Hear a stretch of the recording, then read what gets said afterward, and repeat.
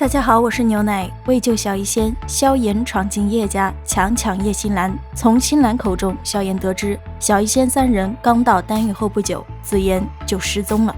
虽说有流信说是回家去了，但萧炎还是有些担心的。不过现在还是小医仙的事要紧些，因为恶难毒体彻底爆发时的恐怖杀伤力，中州之人对其十分的忌惮乃至恐惧。所以即便造成那种灾难并非是恶难毒体拥有者的本意，众人还是想要将威胁扼杀在摇篮里。这次小医仙的恶难毒体暴露，立马就吸引来了众多势力的围剿，其中以冰河谷最盛。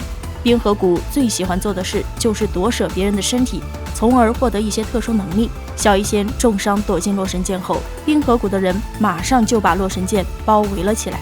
萧炎很清楚，这样的情况下，小医仙被找到是迟早的事情，因此在了解情况后，他抓着叶心兰就全速赶往了洛神剑。一天后，萧炎二人成功通过洛神口进入洛神剑。洛神剑是一片布满着无数漆黑裂缝的乱石平原，山涧内经年毒雾缭绕，能见度并不高。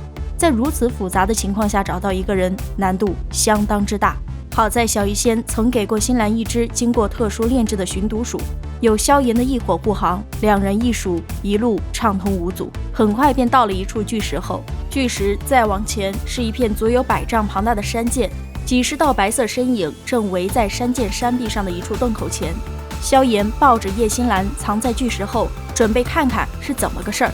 没成想，一白衣倩影缓步自洞内走出。恶难毒女，你逃不掉了。你中了我冰河谷的冰尊镜，除非有我冰河谷的解药，不然的话，1个月之内体内残留的玄冰气就会将你体内一切生机尽数冻结。山涧半空，一白发老头开口道：那我就在冻结生机之前，将这具身体尽数毁灭。你冰河谷休想得到任何东西。小医仙那灰紫双眸不含丝毫感情的道：冰河谷一行人里，除了冰原与冰符2名6星斗宗以外，还有1名2星斗宗冰鹤，以及冰河谷的精锐弟子若干。小医仙知道自己不是对手，可他即便是死，也绝对不会妥协。冰原见忽悠这招不好使，也不想再拖延时间，袖袍轻挥就凝聚出无数冰锥，想要拿下小医仙。小医仙看着密密麻麻的冰锥，皱紧了眉头，旋即释放出大量灰紫色斗气，凝聚出能量罩进行防护。可他体内的伤势太重，能量罩根本就撑不了太久。深知此地不宜久留，小医仙当即就往山涧的深处掠去。可惜他刚刚冲出山洞，就被冰河谷的冰封阵给困住了。厚厚的冰墙将小医仙与那冰原封在里面，外面的人能看清楚里面，里边的人却是看不见外面。确定小医仙逃不掉了，冰原的脸上浮现一抹冷笑，旋即身形一闪，出现在小医仙身后，寒气缭绕着拳头，狠狠的就是一拳轰出。察觉到身后的寒意，小医仙猛然转身，灰紫色斗气涌动间，也是一掌挥出。拳掌相接之后，冰原急退了2步，小医仙却是倒飞出去了老远。目光扫了扫那密不透风的冰墙，小医仙惨白着一张脸，眸色却十分坚定，玉手迅速结印。小医仙决心解开恶难毒体的封印，尽管这会令得毒体爆发时间大大提前，但总比现在就落在这个老家伙手中来得好。冰原见小医仙准备搏命，飞速贴近迅速后退的小医仙，连轰数掌，意图打断小医仙结印。面对冰原那犹如潮水般的攻势，小医仙每次都避得险象环生。然而最终冰原还是得逞了，已经避无可避的小医仙只能放弃结印，再度举掌与那冰原硬碰了一次。这一次小医仙直接吐血倒飞了出去，望着飞溅而来的血液，冰原迅速吐出寒气将其冰冻，避免沾上一丝一毫。最后的算计落空，小医仙有些失望，但他仍调动着体内为数不多的斗气，想要做最后一搏。就在冰原的致命一击即将轰中小医仙时，四周那封密的巨大冰墙突然爆裂，一道道影子狠狠地对着冰原射来。事出突然，冰原慌乱间随手就是几股寒冰斗气甩了过去，可与那些射来的影子轰然相撞时，响起的却是一阵阵凄厉的惨叫。冰原定睛一看，那影子竟然是自家的弟子。阴沉着脸看着那位于山涧边缘，手里还抓着2名冰河谷弟子的萧炎，冰原怒喝道：小子，你敢坏我冰河谷大事，定会将你追杀至天涯海角。不得不说，冰河谷今日这般阵仗不小，不过萧炎根本没在怕的，如今的地妖魁便是能够拦截下1名6星斗宗，更何况他还身怀天火3学变以及纳戒中的天火尊者。萧炎毫不客气地讽刺冰河谷的人真是不要脸不要皮，竟然这么多人围攻一个受伤的弱女子。语毕，萧炎偏过头，声音轻柔地对着小医仙道：“抱歉，我来晚了。”难以置信地望着那站在山涧边缘的青年，原本已经绝望的小医仙怔愣了许久之后，缓缓露出了绝美的欣喜笑容。小医仙是高兴了，冰原看着自家已经少了一半的精锐弟子，却是气得想吐血。不过是1名1星斗宗，也敢在他的面前放肆。冰原怒极反笑，之后才厉声喝道：“冰符，他交给你了，不要留手，先擒住，断其四肢。”此时冰符也阴沉着脸盯着萧炎。先前萧炎出手太快，不过半分钟就有将近20名冰河谷弟子在他面前死亡，这无疑是一记响亮的巴掌。他要萧炎生不如死。此时回过神来的小医仙心中的欢喜散去了许多，他不想让萧炎陪他白白丧命，立马对着萧炎大声喊道：“你先走，我自有办法逃生，等我逃出去之后会想办法找你。”萧炎哪里会信小医仙的谎话，更不用说他来的目的就是为了救他走。萧炎直接就放出了地妖魁去护住小医仙。冰原硬刚地妖魁，却惊恐地发现自己打不动后，立马让冰符杀了萧炎这个操控者。闻言刚喘了一口气的小医仙闪身就冲到了萧炎的面前护着他。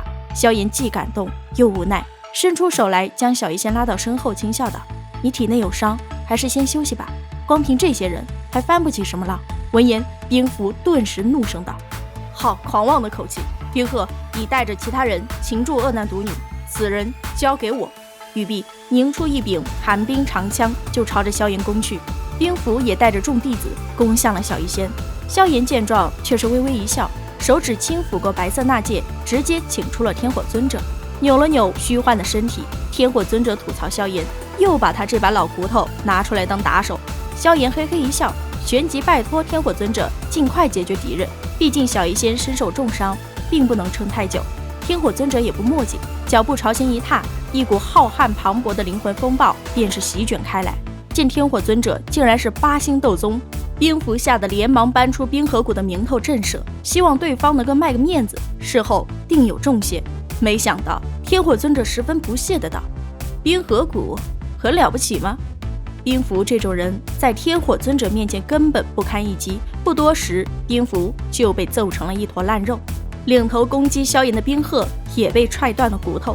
天火尊者看了一眼已经烂成泥的冰符，嘿嘿一笑道：“打的倒是挺爽，不过你也放心，老夫还是替他留了一口气的。”萧炎微微一笑，轻声道：“药老先生请放心，药材的事儿已经差不多了，想必不用太久时间，你便是能够再度拥有躯体。”天火尊者一听高兴坏了：“还是你小子靠得住，看来老夫的眼光还是极好的呀。”被揍怕的冰鹤听到天火尊者这话，连忙道：“这位前辈，炼制躯体的事我冰河谷最为擅长，而且弄出来的躯体还拥有着一些特殊能力，只要你为我冰河谷做一件事，便是能够免费得到。”闻言，萧炎瞬间就不高兴了，森冷的杀意毫不掩饰。天火尊者看了萧炎一眼后，缓步走向冰鹤，笑眯眯的道：“做什么事儿？可以商量。”冰鹤高兴坏了，立马道：“帮我冰河谷抓住恶难毒女，我冰河谷定然会给你一副极为满意的躯体。”天火尊者缓缓点了点头，一副好说话的样子，拍了拍冰鹤的肩膀，然后一道清脆的咔嚓声响起，冰鹤的头与脖子便分了家。转过头，天火尊者望向萧炎，淡淡的道：“小家伙，这种人以后不用给他说话的机会，不然迟早会有变故。”松开袖中紧握的拳头，萧炎对着天火尊者点了点头，抱拳道：“多谢药老先生提醒，这一边也该结束了。”话音刚落，地妖魁就拎着重伤的冰原出现了。冰原怨毒地盯着萧炎道：“小杂种，你们逃不掉的。”萧炎却是微微一笑，接过重伤的冰原，然后将目光转向了那些冰河谷弟子，冲着地妖魁淡淡道：“杀了，一个不留。”等地妖魁收割完冰河谷的弟子，萧炎才将目光转向浑身颤抖的冰符，问了一个问题：“冰尊境是什么？”冰符自然是不愿意告诉萧炎冰尊境到底是什么的，可在异火的炙烤下，冰符也老实。冰尊境乃是冰河谷独有的斗气，若是被其侵入体内，便是会悄然隐匿，然后逐渐将人体血液经脉冻结，除非去找冰河谷的谷主出手，不然没有解除之法。得到想要的答案后，萧炎转身就走。冰狐欣喜的笑容还没能绽放，就被人拧断了脖子。动手的天火尊者甚至十分好心情的将3名斗宗的灵魂抽出来，交给了萧炎，伸出手臂搂住小医仙的纤腰后，萧炎让地妖魁带上星兰，就离开了这个惨烈的战场，去往了洛神界深处的一个隐秘山洞。好了，本期分享就到此结束了。视频呢看到这里了，赶紧来点个赞吧！订阅了的朋友记得开启小铃铛呀，这样就不会错过牛奶的更新啦。感谢您的耐心观看，拜拜，下期再见。